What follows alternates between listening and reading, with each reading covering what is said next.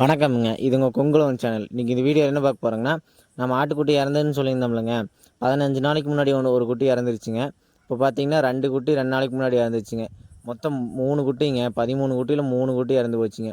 அது எப்படின்னு சொல்லி டாக்டர்கிட்ட கேட்குற போது தாங்க டாக்டர் சொன்னாங்க, நம்ம மாட்டுப்பால் காட்டுறோம்லங்க, அதில் வந்து கொழுப்பு சத்து அதிகங்களாமா ஆட்டுப்பாலை விட.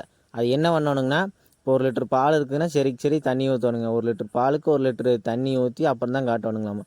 அப்படியே பச்சை பால் நம்ம காட்டக்கூடாது. அப்புறம் பார்த்தீங்கன்னா புண்ணாக்கு தண்ணி காட்டியிருக்கக்கூடாதுங்க. நாமளும் கொஞ்சம் ரொம்பவுமே தண்ணி ஊற்றாதான் கொஞ்சம் கெட்டியாகிற மாதிரியே காட்டினங்காட்டி இது எல்லாமே சேர்ந்து ஜீரண பிரச்சனை வந்துருச்சுங்க. அதனால தான் குட்டி இறந்ததுக்கு காரணமுங்க.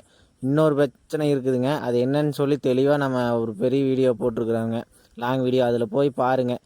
இது பார்த்தீங்கன்னா நீங்கள் ஆட்டுக்குட்டி வளர்க்கலினாலும் யாராவது வளர்த்துறது இருந்தாங்கன்னா அவங்களுக்கு ஷேர் பண்ணி விடுங்க.